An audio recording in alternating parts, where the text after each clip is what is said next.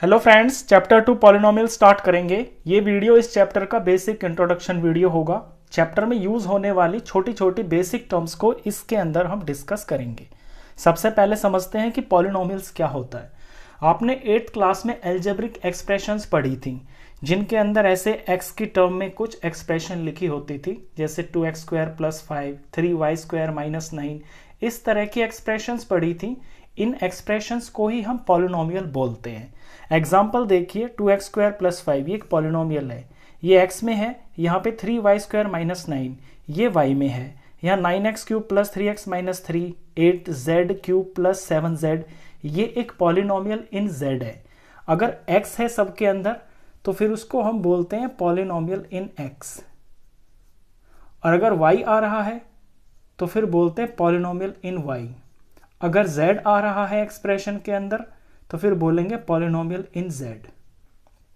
तो इन एक्सप्रेशंस को हम पॉलिनोमियल बोलते हैं। अब यहाँ पे 5x ये अकेली टर्म लिखी हुई है, ये भी एक पॉलिनोमियल ही है। यहाँ पे सिर्फ 2 लिखा हुआ है, ये भी एक पॉलिनोमियल है, इसे हम कांस्टेंट पॉलिनोमियल बोलते हैं। और अगर सिर्फ 0 हो तो वो भी एक पॉलिनोमियल बोला जाता है, उसे हम 0 पॉलिनोमियल बोलते हैं।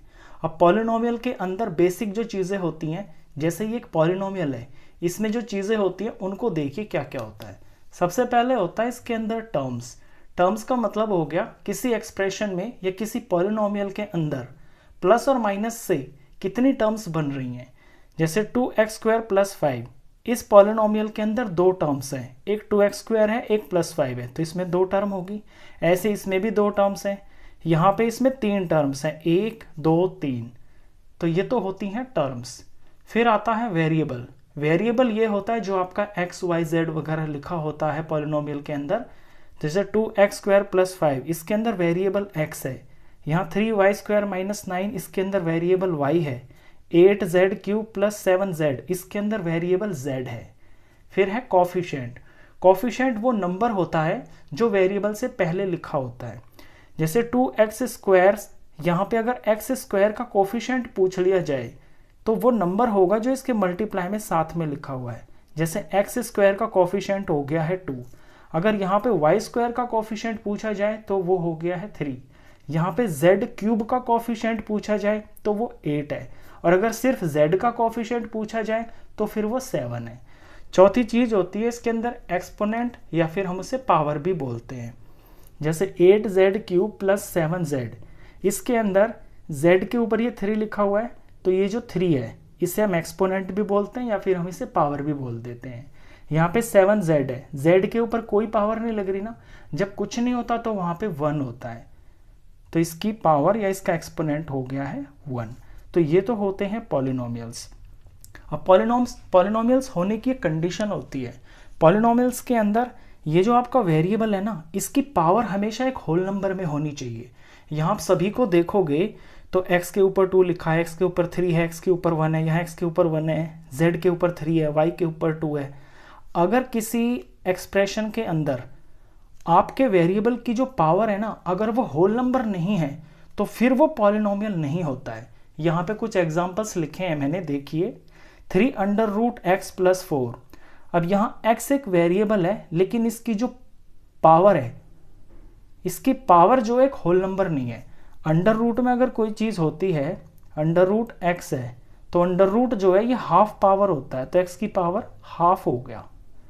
तो इस तरह का एक्सप्रेशन पॉलिनोमियल नहीं बोला जाता है। यहाँ पे 5/x है, जो x है ये अपॉन में है।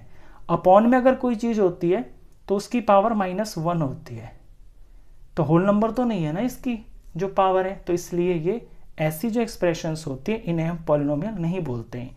यहाँ y वेरिएबल है, लेकिन इस पे यहाँ क्यूब रूट लगा हुआ है, तो क्यूब रूट की पावर होती है 1/3, तो 1/3 एक होल नंबर नहीं होता, इसलिए ये एक्सप्रेशन पॉलिनोमियल नहीं बोली जाएगी। तो ये तो हो गई हैं बेसिक पॉलिनोमियल्स। जो अकेला नंबर होता है, सिर्फ नंबर लिखा हो, उसे कांस्टेंट पॉलिनोमियल बोलते हैं, और इसकी पावर जो होती है वो 0 होती है। ये डिग्री बोलते हैं, ये मैं आगे अगला जो टॉपिक आएगा उसमें बताऊंगा। अब आते हैं इसके नेक्स्ट टॉपिक पे, जो कि है डिग्री ऑफ पॉलिनोमियल। किसी पॉलिनोमियल की डिग्री हम किसे बोलते हैं। यहाँ पे मैंने कुछ पॉलिनोमियल्स लिखे हैं। सबसे पहला देखिए 5x 9 plus 4x 6 plus 2x। अब इस पॉलिनोमियल के अंदर 3 टर्म्स हैं और इन 3 टर्म्स के अंदर जो वेरिएबल है वो x है सभी के अंदर। अब x की हाईएस्ट पावर जो यहाँ पे है वो ही इस पॉलिनोमियल की डिग्री बोली जाएगी। यहाँ x की हाईएस्ट पावर 9 है तो इसकी डिग्री हो गई है 9। इसे ऐसे हम लिखते हैं degree of polynomial is equal to 9। अगला देखिए 2x 5 प्लस 5x प्लस 4। यहाँ पे वेरिएबल की हाईएस्ट पावर 5 है तो इसकी डिग्री हो गई है 5। इससे रिलेटेड आपका फर्स्ट एक्सरसाइज में क्वेश्चन है। नेक्स्ट 9x प्लस 3, यहाँ पे वेरिएबल की हाईएस्ट पावर 1 ही है तो इसकी डिग्री हो गई है 1। अब यहाँ अकेले नंबर को देखिए, ये जो 4 लिखा हुआ है इसमें कोई वेरिएबल तो है ही नहीं, ये सिर्फ अकेला नंबर लिखा हुआ है, यानी ये कांस्टेंट पॉलिनोमियल लिखा हुआ है। तो कांस्टेंट पॉलिनोमियल की डिग्री 0 होती है, इसकी डिग्री 0 होती है। मैं इसे जस्टिफाई कर सकता हूँ। यहाँ पे देखिए ये 4 लिखा हुआ है, यहाँ पे कोई वेरिएबल नहीं है। इसमें मैं वेरिएबल कोई ऐसे लिख भी तो सकता हूँ, कोई भी अपने पास से वेरिएबल लिख दूँ मैं, जैसे कि x लिख देता हूँ मैं इसके साथ में, जो कि छुपा हुआ है, मतलब वो हिडन है। मैं इसमें लिखें भी क्या, हम दिखाना नहीं पड़ेगा हमको। ये इनटू में x की पावर 0 लिख सकता हूँ मैं ऐसे, x की पावर में 0 लिख सकता हूँ। और मैंने बताया जो वेरिएबल की पावर होती है वही इसका मतलब डिग्री होती है, हाईएस्ट जो पावर होती है। तो 4x 0। अब किसी की भी पावर अगर 0 होती है तो वो 1 के ही तो बराबर होता है, तो ये तो फाइनली 4 ही हो गया।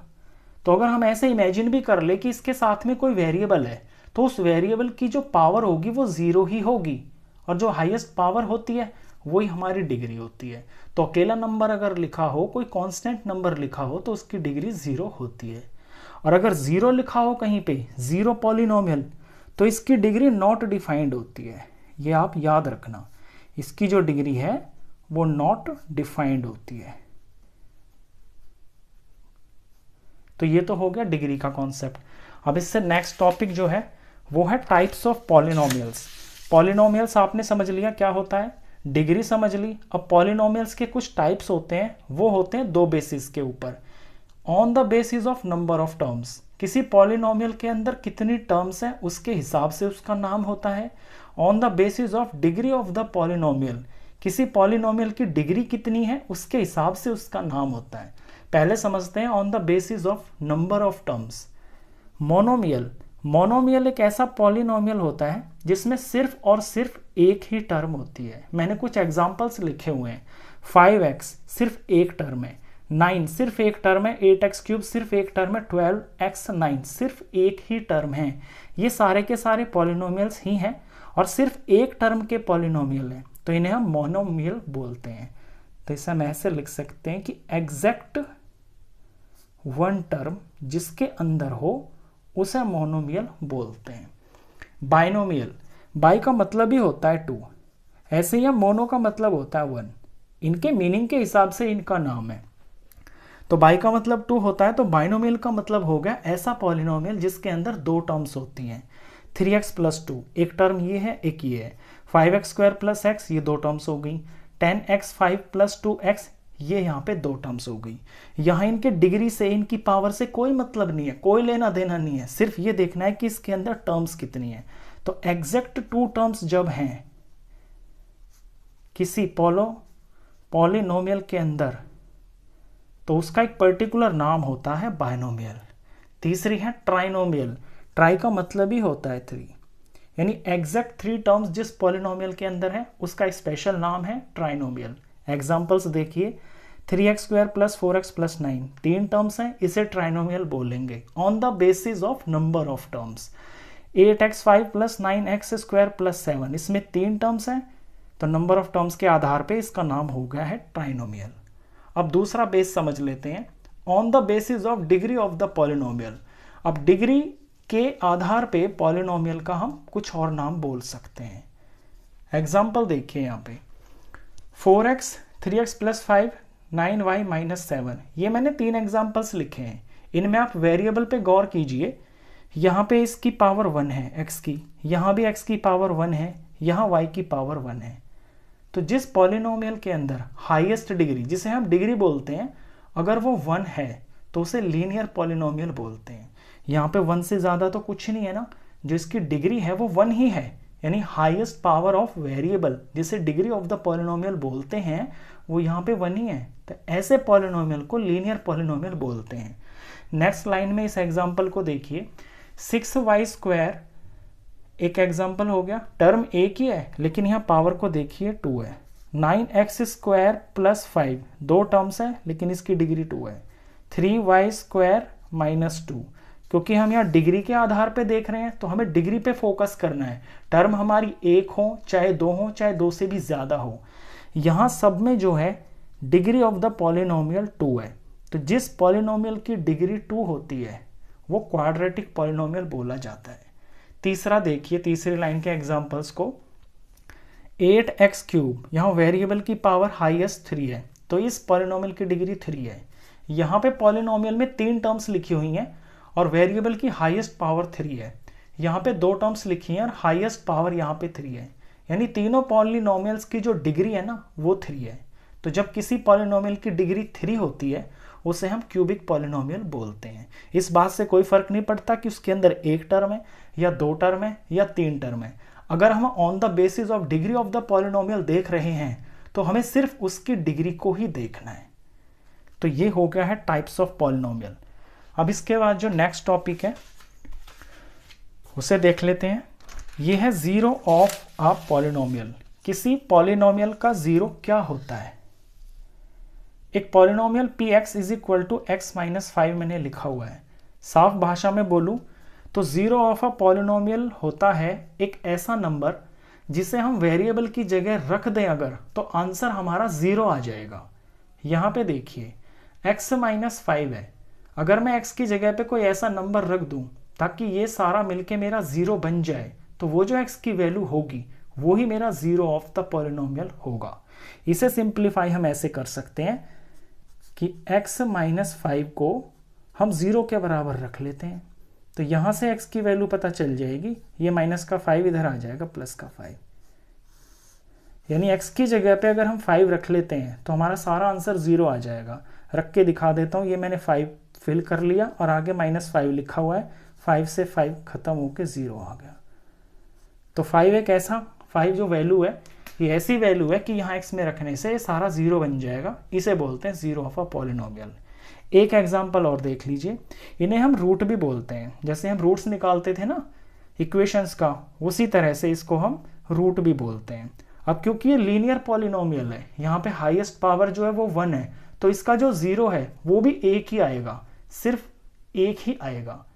अब एक ऐसा एग्जाम्पल देख लीजिए जिसकी पावर यहाँ पे 2 है, यानी इस पॉलिनोमियल की जो डिग्री है वो 2 है।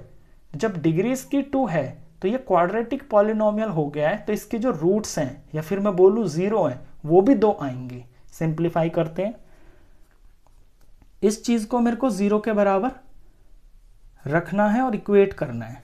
इधर रख लेता हूं मैं, तो x² हो गया माइनस इधर जाके प्लस का 4 हो गया। ये स्क्वायर हटेगा तो इधर जाके ये अंडर रूट हो जाएगा, और अंडर रूट में हमारी वैल्यूज 2 आती हैं हमेशा, एक प्लस की और एक माइनस की, और 4 का स्क्वायर अंडर रूट जो होता है स्क्वायर रूट ये होता है 2। तो यहाँ मेरे जो x है ना ये 2 पॉसिबल हैं, या तो +2 भी हो सकता है या -2 भी हो सकता है। दोनों केस में आंसर 0 आ जाएगा। मैं चेक करके ही दिखा देता हूँ। पहले मैं 2 रख लेता हूँ, 2 का स्क्वायर -4, तो ये 4 - 4 0 आ गया। अब मैं -2 रख लेता हूँ, -2 का स्क्वायर -4, तो माइनस का नंबर है अगर उसका स्क्वायर भी करते हैं तो 2 बार मिलके वो प्लस बन जाता है, -2 × -2 ये प्लस का 4 ही बन जाएगा। आगे -4 है, यहाँ भी 0 आ गया। अगर ये क्यूबिक पॉलिनोमियल होता तो इसके मेरे 3 रूट्स निकलते, यानी 3 जीरोस होते हैं इस पॉलिनोमियल के। तो ये बड़ा इंपॉर्टेंट टॉपिक है, इससे रिलेटेड बहुत सारे क्वेश्चंस आप एक्सरसाइज में करने वाले हैं। अब इस चैप्टर का लास्ट टॉपिक, सॉरी चैप्टर का नहीं, इस इंट्रोडक्शन का लास्ट टॉपिक है ये, पॉलिनोमियल इन मोर देन 1 वेरिएबल। अभी तक आपने जितने भी पीछे पॉलिनोमियल्स देखे हैं इस वीडियो के अंदर, उन सब में या तो सब में x ही था या सब में y था, ऐसा नहीं था कि एक से अलग वेरिएबल हो। लेकिन क्या हो, अगर किसी पॉलिनोमियल में एक से ज़्यादा वेरिएबल हो, जैसा कि आप यहाँ एग्जांपल देख रहे हो 2x³ + 3y² + 8z + 3, यहाँ पे x भी है, यहाँ पे y भी है, यहाँ पे z भी है। तो इस तरह के पॉलिनोमियल को हम बोलते हैं पॉलिनोमियल इन मोर देन वन वेरिएबल। और इसमें कुछ खास इसके बारे में बताने के लिए कुछ है नहीं, इससे रिलेटेड कोई क्वेश्चन आपका आएगा भी नहीं, ये जस्ट आपकी जानकारी के लिए था। तो इंट्रोडक्शन खत्म। एक्सरसाइज के लिए मिलते हैं नेक्स्ट वीडियो में।